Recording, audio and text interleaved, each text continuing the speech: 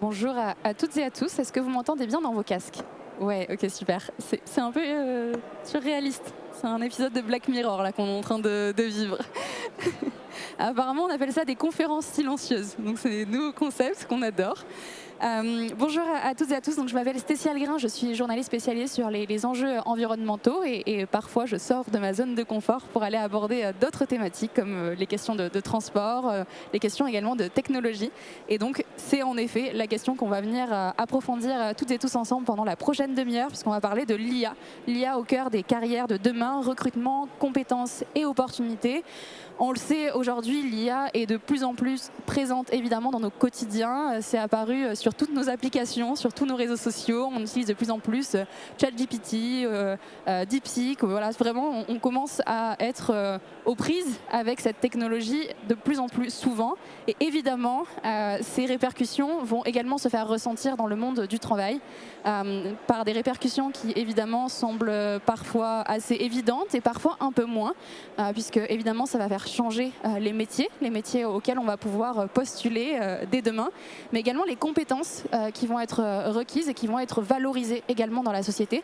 Et donc pour parler de tous ces sujets-là et de voir comment est-ce que toutes et tous communément on peut, je dirais, appréhender comment ça va venir nous impacter et s'y préparer au mieux, on va pouvoir échanger avec deux intervenants qui sont juste à ma droite. Enric Lopez qui est directeur IA et impact social de Microsoft France. Merci beaucoup d'être avec nous aujourd'hui. Bonjour. Bonjour à toutes et à tous. Ainsi que Véronique Bernot, responsable du service accompagnement IA chez France Travail. Merci également. Bonjour à toutes et tous. Peut-être pour commencer un peu avec vous, Enric, de quoi est-ce qu'on parle quand on parle d'IA? Parce que évidemment, voilà, on entend ce mot un peu partout, mais c'est parfois dur de savoir est-ce qu'on parle toutes et tous de la même chose? Est-ce que vous pourriez nous donner quelques éléments pour cadrer au moins la discussion avant de commencer? Je ne vais pas redéfinir ce que c'est que l'intelligence artificielle parce que depuis l'arrivée de... Autant c'était un peu transparent déjà dans nos vies de tous les jours d'avoir de l'intelligence artificielle. C'est une vieille technologie qui date de 56, mais on l'a dans notre vie de tous les jours quasiment sans le savoir depuis très longtemps. Je donne toujours le même exemple parce qu'il est assez frappant. Tout le monde voit encore ce que c'est qu'une enveloppe et on écrit son code postal dans des petits carrés. Ça, depuis la fin des années 90, la Poste utilise de l'intelligence artificielle pour reconnaître les chiffres. Donc on a de l'IA dans sa vie de tous les jours depuis longtemps. Mais effectivement, l'arrivée massive de ChatGPT fait qu'il y a une accélération de l'intelligence artificielle et on parle souvent par abus de langage, l'IA dont on parle maintenant, c'est souvent l'IA générative, celle qui permet de générer du texte, des images, des vidéos, de comprendre tout cela. Et ça s'est accéléré, juste pour donner un ordre d'idée, on a cette accélération à deux niveaux et c'est ça qui fait qu'on est dans la situation entre guillemets en tant qu'organisation ou en tant qu'individu. Il s'est passé deux choses. La première, c'est une accélération de l'innovation. Juste pour vous donner un ordre d'idée, ce qui s'est passé entre 2018 et 2022 dans le monde de l'IA, c'est l'équivalent de 25 années d'accélération dans le numérique. Alors pour celles et ceux qui se rappellent, il y a 25 ans, à quoi ressemblait un téléphone mobile? Si je dis Nokia 3210, il y a des têtes qui vont faire oui, des plus jeunes qui ne vont pas voir ce que c'est. Mais voilà, mettez-vous il y a 25 ans, regardez à quoi ressemblait un PC, et voyez ce qu'on a. Ça, c'est 25 ans de numérique. En 4 ans, l'IA, c'est la même accélération. Et l'autre accélération, c'est l'accélération des usages. Juste pour se rendre compte à quelle vitesse les usages sont arrivés, ChatGPT, c'est 100 millions d'utilisateurs en 2 mois. Il a fallu que 2 mois pour avoir 100 millions d'utilisateurs. Donc, on a aujourd'hui des individus et des organisations qui ont cette technologie qui est arrivée très rapidement et qui bousculent les individus, les organisations et donc bien entendu la manière dont on va travailler parce que c'est pas tout d'utiliser ou de s'amuser avec l'IA dans sa vie de tous les jours. Il y a nos emplois, il y a nos métiers, nos carrières et nos compétences qui sont impactées. Ouais, l'IA, c'est pas uniquement pour faire des starter packs sur LinkedIn, c'est aussi des usages concrets. S'il vous plaît. On va éviter. J'imagine que chez Microsoft, justement, l'arrivée de ces nouvelles technologies, l'accélération, vous l'aviez un peu vu venir, puisque vous êtes quand même des acteurs du numérique majeurs. Comment est-ce qu'aujourd'hui, vous abordez toutes ces mutations, notamment au niveau national, puisque aujourd'hui, vous représentez Microsoft France? Comment est-ce que ça se passe en interne? Comment est-ce que vous accompagnez également les citoyens et citoyennes avec cette nouvelle technologie? Alors Microsoft, effectivement, on est une entreprise qui vient de fêter ses 50 ans au niveau mondial. et 42 ans en France. Et c'est pas nouveau les sujets d'IA pour nous, ça se sait peut-être pas, mais on travaille sur l'intelligence artificielle depuis plus de 35 ans. Pour celles et ceux qui se rappellent, Hotmail, la messagerie, c'est Microsoft, et il y avait de l'IA dedans pour essayer de deviner ce que c'était qu'un spam. Dans la mission qui n'a pas changé depuis 50 ans côté Microsoft, elle est assez intéressante parce que notre mission, c'est clairement de permettre à chaque individu et à chaque organisation de réaliser ses ambitions avec le numérique. Quand on a dit ça, ça veut dire qu'on a un rôle chez Microsoft, entre guillemets, commercial, de mettre dans les mains de clients et d'individus nos technologies, mais aussi on a une responsabilité de faire en sorte que le numérique soit accessible et soit source d'opportunités et source d'épanouissement. Et soit aussi pas un vecteur de fracture sociale. Et avec l'IA qui accélère, tout notre enjeu, et c'est pour ça qu'on essaye aussi de le partager, de le faire en écosystème, c'est de faire en sorte qu'il n'y ait pas des citoyennes et des citoyens qui soient laissés de côté avec l'intelligence artificielle.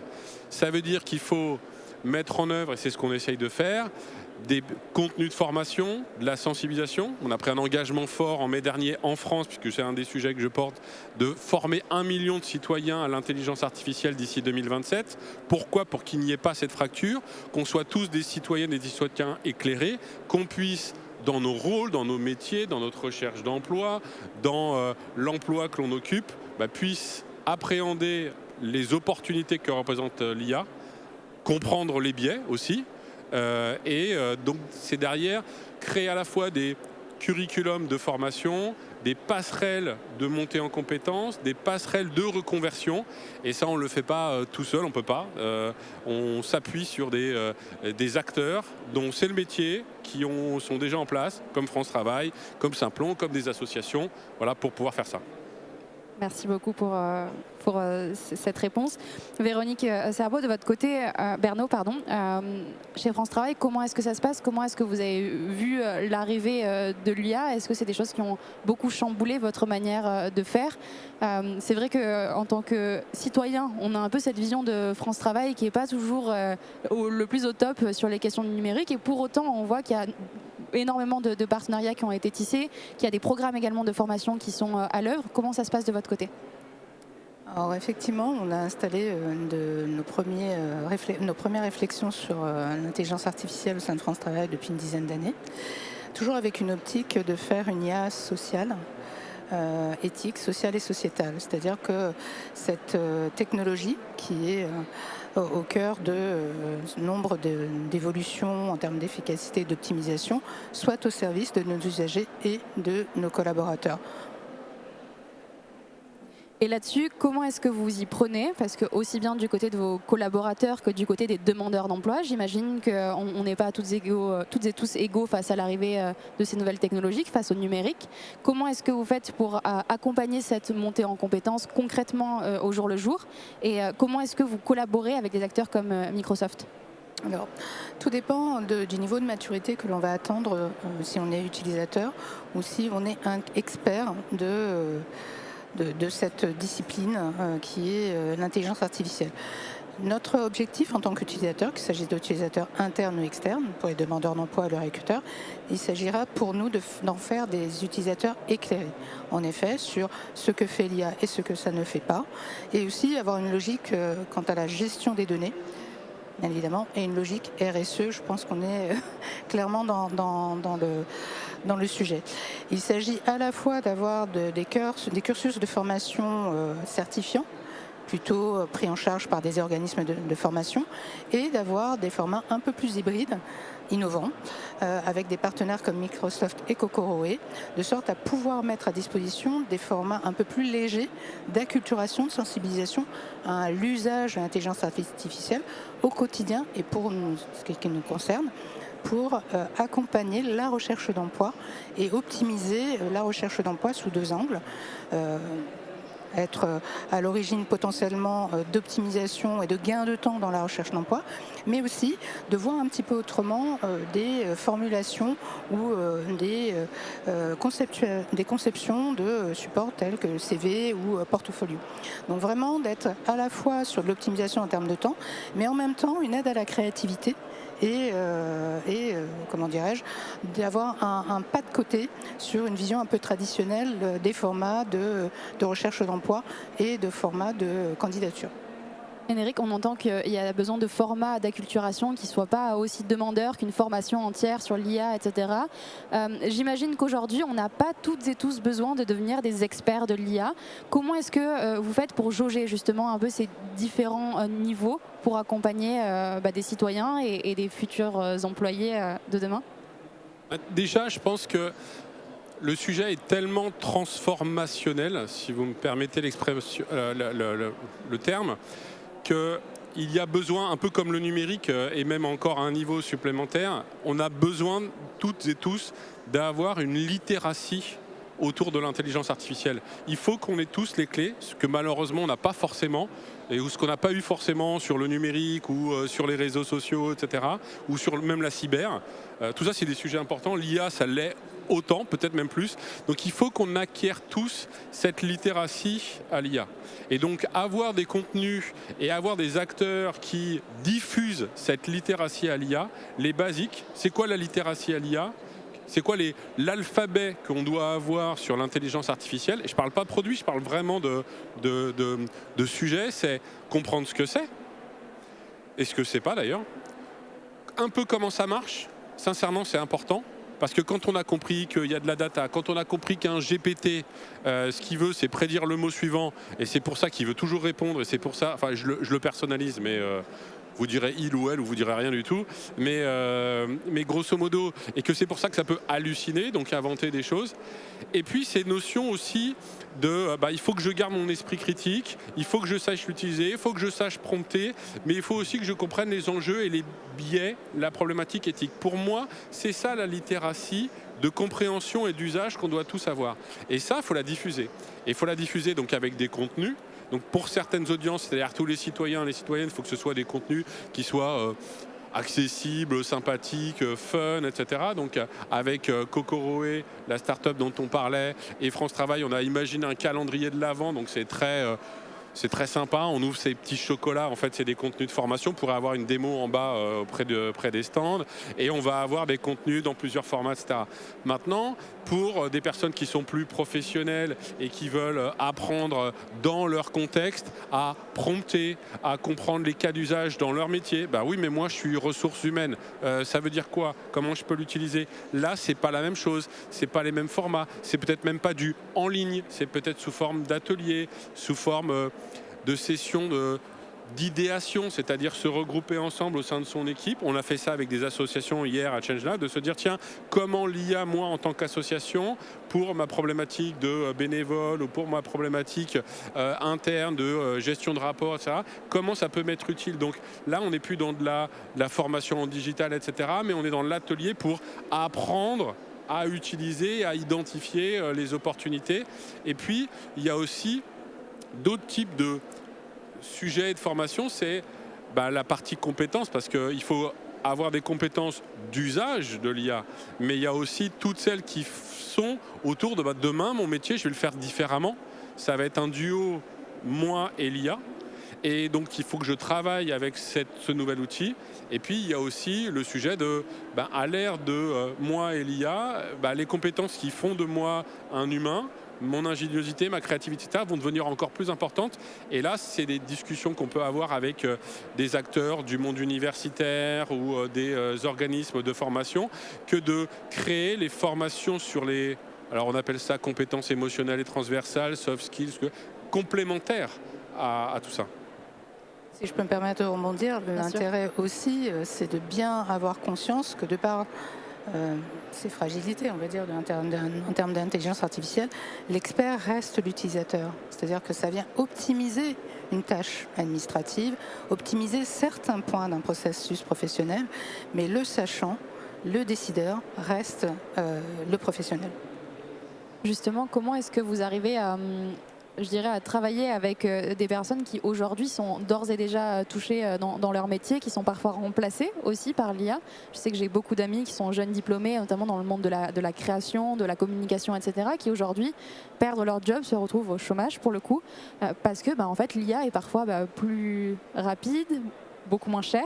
Donc est-ce que c'est des enjeux que vous voyez émerger aussi, peut-être des craintes de la part des chercheurs d'emploi, des nouveaux diplômés également? Comment est-ce qu'on fait pour leur faire comprendre en effet qu'avec ces compétences humaines, qui ne pourront a priori pas être remplacées par l'IA, on peut leur assurer aujourd'hui de se servir en effet de l'IA pour continuer à perfectionner leur cœur de métier, continuer à perfectionner aussi leur utilité profonde dans leur métier, quoi? Vous avez tout dit, c'est-à-dire que ça doit être vraiment un outil. En effet, certaines sociétés ont fait ce choix de s'affranchir d'un certain nombre de ressources, c'est une réalité. Maintenant, il faut être très clair, l'IA par essence est probabiliste. Alors désolé de le dire comme ça, mais en l'occurrence, ça ne fait émerger qu'un ersatz d'idées.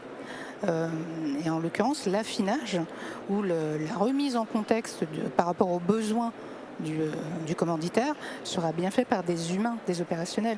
Donc en effet, il faut vraiment que ce type de profil s'empare de ce type de technologie pour en faire une aide par rapport à leur cœur de métier. Maintenant, il ne faut très clairement pas se cacher derrière cette technologie, se dire je ne m'empare pas de ce type de technologie, bien au contraire, certains cœurs de métier, notamment en animation, regretteraient de ne pas avoir ce type de technologie à leur service. Donc ce qui est certain, c'est qu'il faut bien être clair et en faire un outil d'accompagnement d'un processus de créativité, et c'est même si, il ne faut pas non plus le négliger, ça pose des réelles questions en termes de droit d'auteur. Oui, pour compléter, moi je pense qu'il y a deux choses. Il y a d'une part, je vais être très dur dans ce que je vais dire, mais j'en suis intimement convaincu. C'est une vision managériale très court-termiste que de se dire maintenant avec l'IA, je peux me passer d'un stagiaire, d'un apprenti, ou j'ai mis de l'intelligence artificielle dans mon centre d'appel, donc je peux gérer plus d'appels, donc je vais mettre moins de personnes, moins d'humains. Ça, c'est très court-termiste parce qu'en fait, on s'aperçoit qu'on va gagner en qualité, en humanité, en qualité de service, même en performance pure, en faisant une combinaison des deux. Maintenant, il ne faut pas être béni oui-oui. Oui, il y a des jobs qui sont très, entre guillemets, automatisables parce que les tâches le sont. Et c'est là où il faut se poser la question en se disant, OK, comment on revoit l'emploi ou comment on revoit le processus avec ces personnes et comment on leur permet d'avoir des passerelles et des formations, et surtout sur les personnes qui vont travailler avec l'IA. Si je prends par exemple le centre d'appel, le vrai sujet c'est de se dire super, on peut traiter plus facilement des appels de niveau 1 simple. Alors cette personne, comment je la forme? Je la forme sur régler des problèmes plus complexes, sur peut-être avoir un meilleur accueil vis-à-vis de la personne qu'elle a au bout du fil, etc. Donc sur ses soft skills, etc. Donc ça nécessite vraiment de travailler sur cette montée en compétences ou sur des passerelles de reconversion. Ça nécessite aussi de se dire, c'est aussi une opportunité d'emploi. Il y a des nouveaux métiers qui intègrent l'IA, voire même il y a des métiers dédiés à l'IA. On a montré, par exemple avec Simplon, qu'il y avait aujourd'hui des profils comme développeurs en intelligence artificielle qui n'existaient pas il y a 7 ans, donc un niveau Bac plus 3. En France, on forme super bien, 70% des personnes qui sont formées à l'IA, c'est Bac plus 5 et plus. Donc on forme des chefs 3 étoiles, pour prendre une image dans la cuisine. Mais il faut former des bons développeurs en IA. Et on a montré qu'on pouvait créer ce diplôme, qui était reconnu par l'État, et que c'était un diplôme qui était accessible à des personnes qui ne venaient pas du monde de la tech, qui n'avaient pas forcément le niveau bac, qui ne venaient pas du monde du développement, etc. Et qu'on pouvait reconvertir. On a monté plus de 69 écoles en France et 2000 personnes qui se sont lancées dans ces carrières. Donc c'est aussi une opportunité dans ce domaine-là. Justement, peut-être pour rebondir un peu sur ces usages qui vont être amenés à se développer, aujourd'hui on est quand même conscient et au courant des impacts environnementaux également, de l'usage du numérique dont fait partie l'IA. Comment est-ce que vous sensibilisez, vous alertez aussi sur le fait que utiliser l'IA, c'est pas anodin, c'est aujourd'hui un usage de ressources, d'énergie. Comment est-ce qu'on fait pour, je dirais, amener l'IA dans les métiers, mais de manière à nouveau sensée, réfléchie et raisonnable également? Est-ce que c'est des choses que vous avez dans vos programmes de formation, par exemple, chez France Travail? Alors, chez France Travail, au-delà des formats de la montée en compétences, on a également, on s'est imposé depuis 2022 une charte éthique qui est composée de 7 principes. Je ne vais pas tous les citer, je vous rassure, mais 3 d'entre eux sont importants. C'est de faire de l'intelligence artificielle au sein de France Travail en mettant l'humain au cœur de son usage. Liberté de choix, ça me semble fondamental, c'est-à-dire de pouvoir choisir de l'utiliser ou pas, ou de faire le choix dans certaines situations, de préférer à être en contact avec un collaborateur. Le 3e point, parmi les 7, c'est également d'avoir vraiment un enjeu d'équité, de non-discrimination.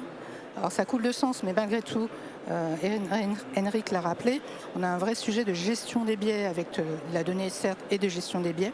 Et c'est un vrai enjeu d'avoir de la donnée de qualité et qui permettent d'apporter un service en termes de recommandations, en termes de création, grâce à l'UA générative, qui soit non discriminant. Même si au sein de France Travail, nous assumons pleinement de faire de la discrimination positive, notamment sur les emplois ou plutôt les aides à l'accompagnement à l'emploi à destination des jeunes ou des seniors.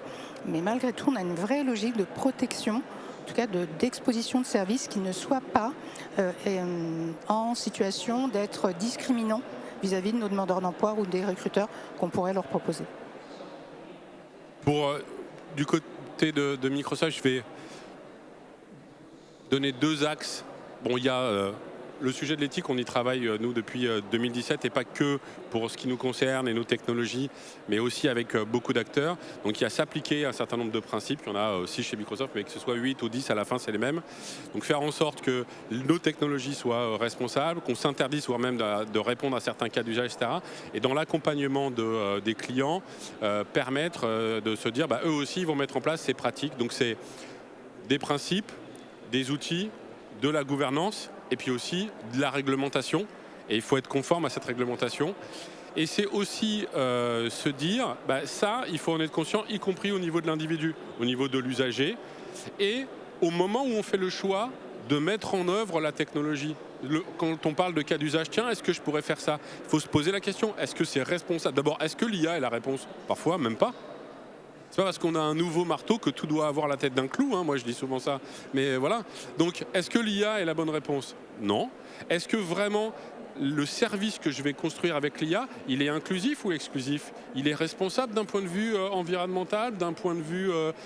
Et c'est possible d'avoir une réponse qui est oui, et 1000 fois oui.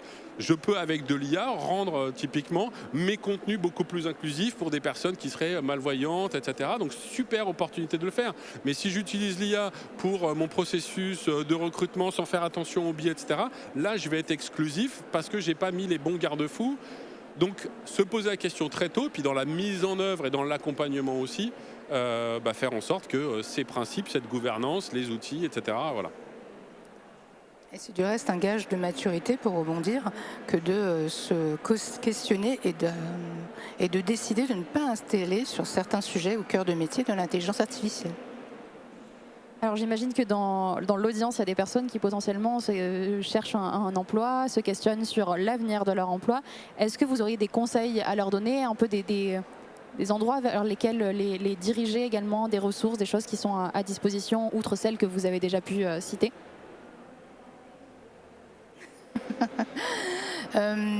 Effectivement, on a le calendrier de l'IA, on a aussi un MOOC qui s'appelle Objectif IA qui est en partenariat avec l'Institut Montaigne. Vous avez un certain nombre aussi de ressources qui sont sur l'Imposteur. L'idée est surtout de vous dire l'intelligence artificielle est un outil sur lequel il faut compter. N'ayez pas peur. France Travail peut vous accompagner, mais aussi des organismes de type Microsoft, bien entendu. C'est un outil à prendre à bras le corps, mais de façon éclairée pour toutes les raisons qu'Henrik et moi-même vous avons indiquées. Moi, j'aurais 2-3, je ne sais pas si c'est des conseils, mais je vous partage ma manière de voir les choses. Intéressez-vous au sujet, sensibilisez-vous, formez-vous. Soyez un citoyen ou une citoyenne éclairée. De vous à moi, il y a vraiment beaucoup de blabla et vraiment beaucoup de choses qui sont dites à droite, à gauche, qui sont vraiment un peu trop légères. Et donc, cultivez-vous. Deuxièmement, utilisez, testez. Et vous allez passer aussi par une courbe d'apprentissage qui en général on se dit waouh c'est génial, machin GPT, ça peut faire. Puis après on se dit quand on l'utilise, bah, c'est pourri parce que ça répond pas bien ou c'est toujours la même chose. Et en fait quand on s'aperçoit, quand on apprend vraiment à l'utiliser dans un contexte avec les bons prompts, etc., bah, on comprend ce que ça peut faire. Et donc comprendre, se mettre à l'utiliser. Et après par rapport à vos domaines, vos métiers, etc., moi je dirais continuez à cultiver votre expertise. L'IA ne remplacera pas votre expertise. Au contraire, plus vous êtes, je mets expert, c'est entre votre domaine à vous, que ce soit les ressources humaines, le commerce, la créa, les médias, je ne sais quoi, cultivez ça parce que c'est ça qui va être encore plus exacerbé. Donc, soyez encore plus expert dans vos domaines et soyez expert outillé et voyez comment vous pouvez lier les deux. Et vous allez vous rendre compte qu'en fait, c'est un formidable accélérateur de choses qui sont éminemment humaines sur la créa, l'empathie, machin, et l'opportunité de découvrir. Et alors après, ça c'est juste un conseil d'usage. Ne voyez pas, et là en plus c'est un conseil d'usage et un conseil environnemental, un GPT c'est pas un moteur de recherche. Hein. On n'utilise pas GPT comme un moteur de recherche, on utilise ça pour créer. Mais moi, le meilleur conseil que je peux vous faire, utilisez-le comme un coach. Pour brainstormer, pour poser des questions, pour apprendre un nouveau truc, pour dire tiens, et si je faisais comme ça, qu'est-ce que tu me suggérerais, etc. Et là, vous allez voir, ça va titiller votre expertise ou alors vous ouvrir des nouvelles perspectives. Alors, France Travail aurait peut-être un pas de côté par rapport à Microsoft. Ces outils d'IA générative, c'est plutôt un assistant. Votre coach, c'est votre conseiller France Travail. Ça, c'est sûr. C'est important de le rappeler. En effet, sur le moteur de recherche, il y a des études qui ont été publiées qui ont montré que les plus jeunes aujourd'hui utilisaient ChatGPT pour absolument tout dès qu'il y a une recherche et délaissaient de plus en plus Google. Il nous reste quelques secondes, mais en tout cas, je me dis que si vous avez une ou deux questions dans l'audience, c'est le moment de les poser. On fera circuler un micro, donc n'hésitez surtout pas. On prend une minute de plus. Il y a une question devant, je ne sais pas si... Oui, il y a un micro qui arrive. Justement, on vient de parler des jeunes. Quel impact de l'incursion de l'IA sur la dynamique d'apprentissage et sur le fait que normalement l'esprit humain jusqu'à maintenant c'était un processus d'essai-erreur et que l'importance d'apprendre c'était justement de vivre ce processus d'essai-erreur. Si l'étudiant ou le jeune professionnel, et c'est une tendance forte, va chercher l'info sans vivre ce processus d'essai-erreur, est-ce qu'il ne va pas devenir vide? Il y a deux... Moi, je trouve ça inquiétant. En fait, il y a les deux pièces, il y a les deux faces de la pièce. C'est une formidable opportunité, y compris chez les très jeunes, parce qu'ils vont pouvoir tester, apprendre leur esprit critique, faire des essais-erreurs sans être jugés. Et il n'y avait pas besoin de l'IA pour le découvrir, mais dès qu'on commence à mettre des outils comme ça, on s'aperçoit qu'en fait, on peut tester sans être jugé, on peut apprendre des nouvelles choses et on peut avoir cet échange. Donc c'est une véritable opportunité. De l'autre côté, si on a cette...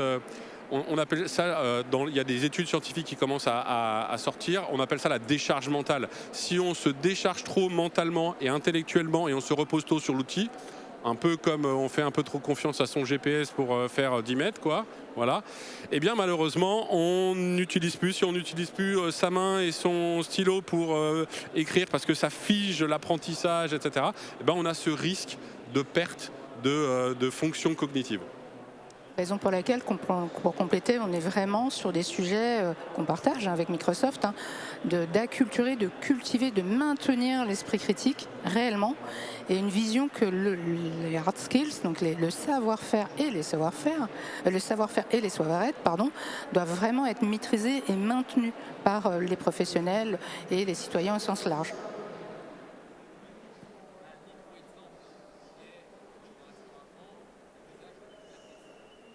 L'usage de la calculatrice.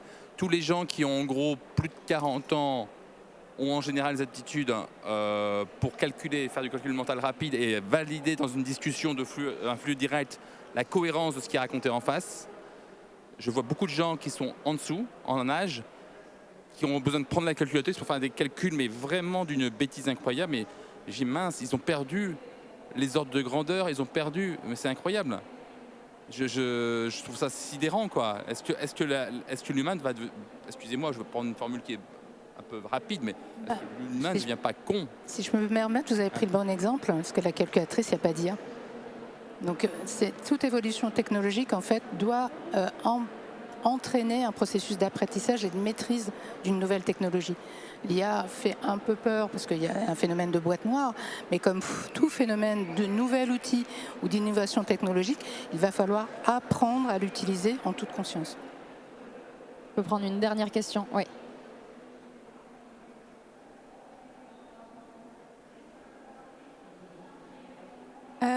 Moi, je suis scientifique et en science, on voit un grand écart entre les gens qui adaptent et qui ne s'adaptent pas du tout avec l'IA. Comment est-ce que vous voyez le futur en fait, pour les gens qui travaillent par exemple en sciences, qui ne s'adaptent pas, qui sont complètement contre l'IA, qui n'utilisent pas? Malheureusement, ils vont passer à côté de quelque chose. C'est assez intéressant parce qu'on a l'impression là encore que l'IA étant extrêmement performante et étant capable de lire énormément de documentation, etc., on est en train de se dire elle peut pas remplacer le scientifique, mais elle va... Et en fait, c'est complètement faux. Et on s'aperçoit au contraire, là on a dernièrement travaillé avec beaucoup de chercheurs, mais je vous prends des exemples à l'Institut Pasteur, à l'Institut Curie, voire même dans d'autres, que c'est un formidable outil pour faire toute la veille documentaire que le scientifique ne peut plus faire, vu tout ce qui est produit à la minute, et aller chercher la bonne information et lui permettre de réfléchir, de trouver des nouvelles pistes, d'essayer de faire le tâtonnement dont il a besoin sur des nouvelles molécules, etc., à une vitesse qu'il n'avait pas l'opportunité de faire. Donc aller chercher les nouveaux éléments, etc. Donc c'est se passer d'un outil qui lui permet de se concentrer sur ce qu'il a besoin, c'est-à-dire la recherche, en allant chercher des briques ou allant faire son tâtonnement de manière beaucoup plus efficace. Donc ce serait dommage, et on s'aperçoit qu'il y a une mine d'or, notamment dans la science, à utiliser ce type d'outil-là. Pas mieux. Merci beaucoup à toutes et à tous. Merci également à nos deux intervenants. Ça marque la fin donc, de cette session sur l'IA au cœur des métiers et des carrières de demain. À nouveau, on peut vous applaudir. Et si vous avez des questions, n'hésitez pas à aller les voir tout de suite. Merci. Merci beaucoup. Merci à tous et toutes.